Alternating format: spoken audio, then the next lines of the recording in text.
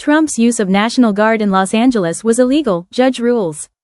A federal judge in California has ruled that the way President Donald Trump deployed deployment of the National Guard to Los Angeles this summer was illegal. The ruling comes as Trump seeks to use National Guard troops in order to crack down on crime in other U.S. cities and support immigration enforcement. U.S. District Judge Charles Breyer said Trump violated the Posse Comitatus Act, which limits the power of the federal government to use military force for domestic matters. White House spokeswoman Anna Kelly said that a rogue judge is trying to usurp the authority of the commander-in-chief to protect American cities from violence and destruction. The ruling is on hold until the 12th of September.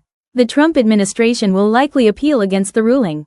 The president is committed to protecting law-abiding citizens, and this will not be the final say on the issue, Ms. Kelly said. Governor Gavin Newsom said in a statement that the court sided with democracy and the Constitution.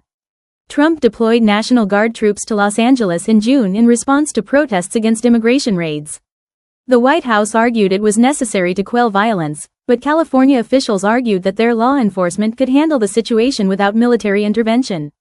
The president has also deployed hundreds of National Guard troops in Washington, D.C. and is weighing dispatching troops to Chicago as soon as this week. Judge Breyer's order only applies in California, but could signal legal challenges ahead for Trump's plans to use the Guard to enforce his policies. After Trump deployed troops to Los Angeles, Governor Gavin Newsom sued the administration for alleged violations of the Posse Comitatus Act. The law, first passed in 1878, prohibits using the U.S. military in order to execute domestic laws, or assist with doing so. The law has limited exceptions, such as authorization by Congress. Judge Breyer found that the ways the Trump administration used the National Guard in Los Angeles violated these restrictions. He cited work by soldiers such as setting up protective perimeters, traffic blockades, crowd control, and the like, as prohibited under the law. President Trump's recent executive orders and public statements regarding the National Guard raise serious concerns as to whether he intends to order troops to violate the Posse Comitatus Act elsewhere in California, Judge Breyer wrote. He warned that Trump and Defense Secretary Pete Hegseth ran the risk of creating a national police force with the president as its chief. He blocked the National Guard from executing the following laws, including engaging in arrests, apprehensions, searches, seizures, security patrols, traffic control, crowd control, riot control, evidence collection, interrogation, or acting as informants. An additional legal challenge from California sought to wrest back control of California's National Guard contingent, after Newsom alleged Trump had unlawfully circumvented him to deploy the troops. Judge Breyer, who also handled that case, ruled in Newsom's favor, but the Ninth Circuit Court of Appeals ruled in favor of Trump in June. Trump and Son's stake in crypto firm worth $5 billion. The crypto token backed by the Trump family has started publicly trading, giving the holdings owned by the U.S. president and his sons a value of roughly $5 billion, £3.7 billion. The Trumps launched crypto firm World Liberty Financial in the middle of the presidential campaign last year, drawing questions about potential conflicts of interest as he became entangled in an industry he would be poised to regulate. The company raised money by selling its eponymous digital tokens to investors, who were initially barred from selling. But investors voted in July to allow early purchasers, not including founders like Trump family, to sell up to 20% of their holdings of the coin, which trades as WLFI. As of Tuesday, WLFI was trading at around 22 cents on exchanges such as Binance and Coinbase, after sinking roughly 50% since the start of trading on Monday. While the fall indicates tepid demand, the coin is still trading at a higher price than what many early buyers would have paid initially, putting them in line for profit. "We're setting a new standard for financial freedom, built on trust, speed, and U.S. values," Eric Trump wrote on social media. "This is a huge moment for the future of money." According to financial disclosures, Trump himself holds roughly 15.75 billion WLFI tokens worth more than $3.4 billion, making crypto the most significant source of his fortune.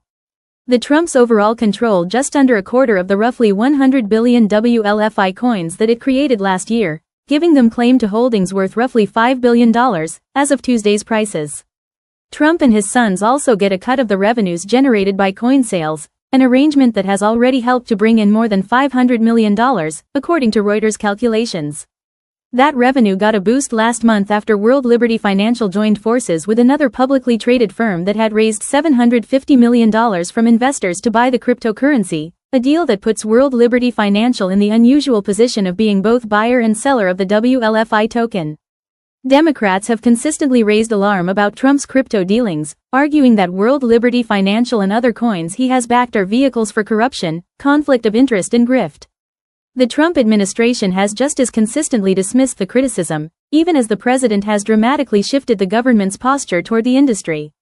White House Press Secretary Caroline Leavitt said the administration's policies were driving innovation and economic opportunity for all Americans. The media's continued attempts to fabricate conflicts of interest are irresponsible and reinforce the public's distrust in what they read, Ms. Leavitt said in a statement. Neither the president nor his family have ever engaged, or will ever engage, in conflicts of interest. Token offerings, like the one from World Liberty Financial, faced intense scrutiny under the Biden administration, which argued that they were essentially a kind of stock sale and subject to existing rules governing publicly traded companies on issues such as conflicts of interest and disclosure.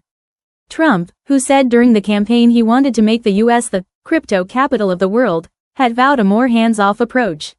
Last month, the Department of Justice disbanded its task force focused on crypto crimes. Financial regulators have also explicitly disavowed the Biden administration's guidance on securities. Despite what the SEC has said in the past, most crypto assets are not securities, his top financial regulator Paul Atkins, the head of the Securities and Exchange Commission, said in a speech in July. We need a regulatory framework for crypto asset securities that allows these products to flourish within American markets. North Korea's Kim arrives in Beijing with daughter to attend massive military parade. North Korean leader Kim Jong-un has arrived in the Chinese capital Beijing along with his daughter, Kim Joo-ae, to attend China's largest ever military parade. The Victory Day parade on Wednesday will see him rub shoulders with China's Xi Jinping, Russia's Vladimir Putin and other world leaders.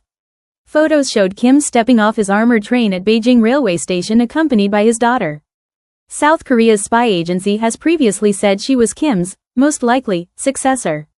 She is hosting the parade to mark the 80th anniversary of the formal surrender of the Japanese at the end of World War II.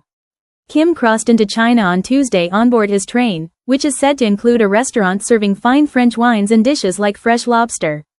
He left Pyongyang on Monday, but the train's heavy protection means it travels slowly. What do we know about Kim Jong-un's daughter and potential successor? Miss Kim has appeared in public frequently alongside her father since she made her debut in November 2022. Details about her are very limited, however. There are conflicting reports regarding her age. In 2023, South Korea's National Intelligence Service, NIS, said it believed she was around 10 years old. The Chinese parade comes at a significant moment for Xi as seeks to assert Beijing's economic and diplomatic might on the international stage. As Donald Trump's tariffs destabilized the global trade order, Xi endeavored to cast China as a stable trading partner. The parade in Beijing represents a chance for Xi to showcase his country's growing ability to rival the U.S. in any conflict. The 70-minute event is likely to feature China's latest weaponry, including hundreds of aircraft, tanks and anti-drone systems, the first time its military's new force structure is being fully showcased in a parade. Xi will stand shoulder to shoulder with Kim and Russia's Putin, in an apparent show of solidarity with both aggressors in the Ukraine war. Kim has supplied both weapons and troops to Russia, which launched a full-scale invasion of Ukraine in February 2022. They will be among 26 other heads of state, including leaders from Iran and Cuba, as tens of thousands of military personnel march in formation through Beijing's historic Tiananmen Square. Leaders from Indonesia, Malaysia, Myanmar and Vietnam are also invited, further proof of Beijing's efforts to bolster ties with neighboring Southeast Asia. Kim's attendance marks the first time a North Korean leader has been present at a Chinese military parade in decades. The last time this happened was when his grandfather, the founder of North Korea Kim Il-sung, attended in 1959. Just one EU leader will be attending, Slovak Prime Minister Robert Fico, while Bulgaria and Hungary will send representatives. China has not criticized Putin's full-scale invasion and has been accused by the West of aiding Russia's war effort through its supply of dual-use materials and purchases of Russian oil. Beijing denies this. Following their meeting on Tuesday, Putin described Xi as a dear friend, while Chinese state media described relations as exemplary. With Trump still without concrete commitments from Putin on a possible peace deal in Ukraine, Xi's welcome of the Russian leader appears to demonstrate their close ties. Kim's attendance is an upgrade from China's last Victory Day parade in 2015, when Pyongyang sent one of its top officials, Cho Ryong-hae. The reclusive leader rarely travels abroad, with his recent contact with world leaders limited to Putin, who he's met twice since Russia's invasion of Ukraine. He last visited Beijing in 2019 for an event marking the 70th anniversary of diplomatic ties between the countries. That trip also saw him travel by train. The tradition of traveling via train was started by Kim's grandfather Kim Il-sung, who took his own train trips to Vietnam and Eastern Europe. Kim's father, Kim Jong-il, traveled by train as well as he was reportedly afraid of flying. According to one South Korean news outlet, the armored train has around 90 carriages, including conference rooms, audience chambers and bedrooms.